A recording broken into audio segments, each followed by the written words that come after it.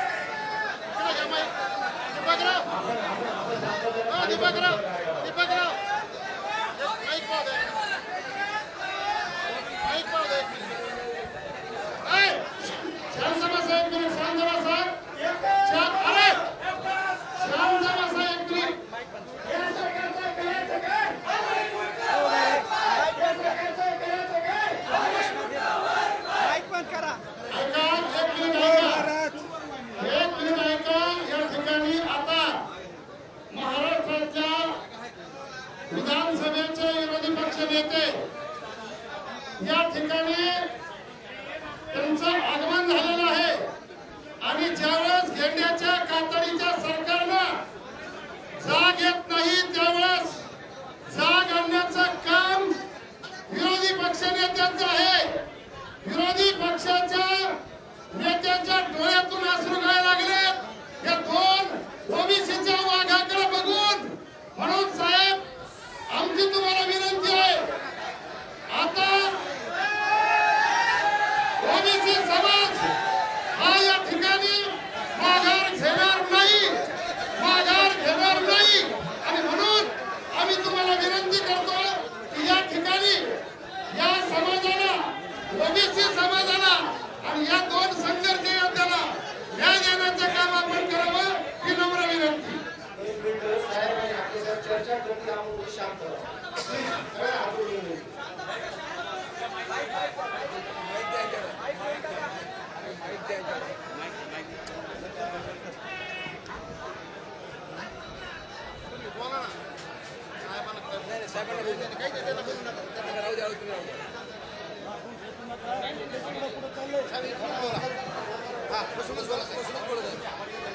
शांत रहा, शांत रहा।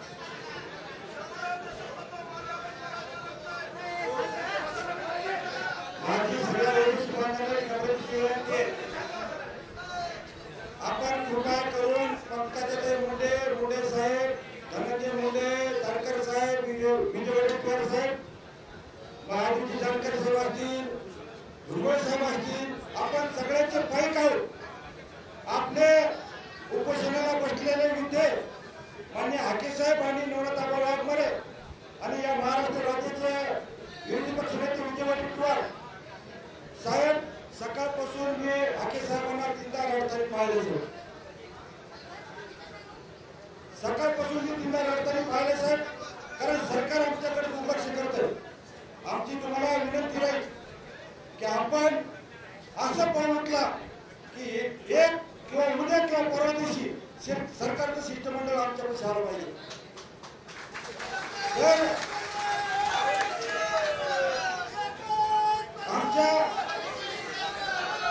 आमच्या मनात भावना अशी व्यक्त व्हायला असेल त्या महाराष्ट्रातला म्हणजे ओबीसी समाज सुरक्षित नाही. आमच्या आंदोलनाकडे कुठलं सरकार लक्ष देत नाही. गेल्या 8 दिवसात एका समाजाचं आरक्षणाच्या बाबतीत जे काही आंदोलन झालं तिथे राज्याचं आपलं मंत्रिमंडळ समितीला आले. गेल्या 8 दिवस आमचे 2 बांधव उपाशी आहे. गेल्या कालपासून तिने समाजाच्या बांधवांनी भगिनींनी विनंती केल्यामुळे पाणी चालू केलं साहेब.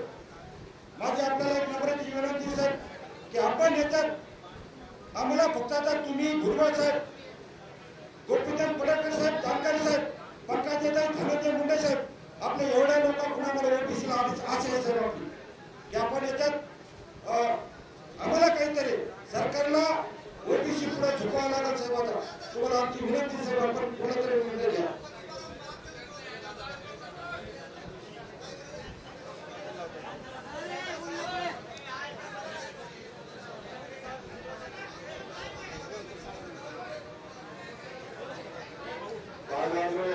शांतता राखा अशी नम्र विनंती आहे. सगळ्यांना हात जोडून नम्र विनंती आहे, शांत बसा. तर मी फोन करतो, दुसरं काम महत्वाची मीटिंग सुरू आहे.